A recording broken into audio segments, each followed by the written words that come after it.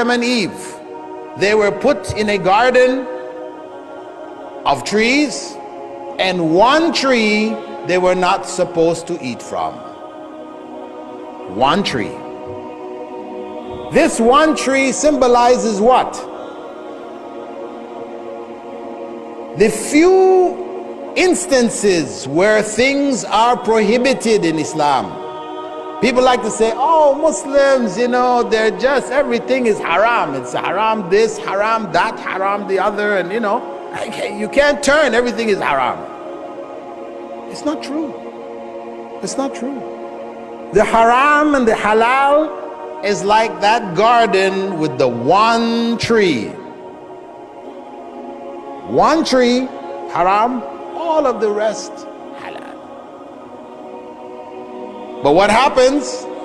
Satan comes to us as he came to Adam, and he named that tree Shajaratul Khuld, the tree of eternal life. So Adam, before that, he wasn't even thinking about eternal life. But once eternal life, I want that. I need eternal life. I don't want to die. Right? So then what did he feel? He had to eat from that tree. And that's how Satan operates. He takes that which is haram, beautifies it so much that we feel our life is incomplete unless we taste that haram.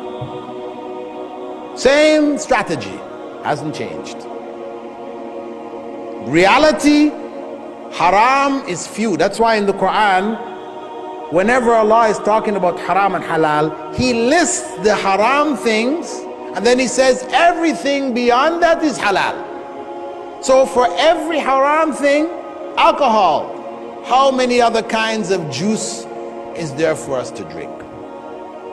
Pork, how many kinds of meat can we eat? Gambling, how many other kinds of games can we play? So on and so forth. For every little thing which has been identified as haram, there are endless halal options. But Satan has made that one haram something so attractive that our desires feel and make us feel we cannot live without this. That is his methodology. So, let us be sure, have no doubt, that the haram in Islam is few. The halal is many. And whatever Allah has designated as haram is because there is harm in it. And whatever He has designated as halal, it's because there is good in it.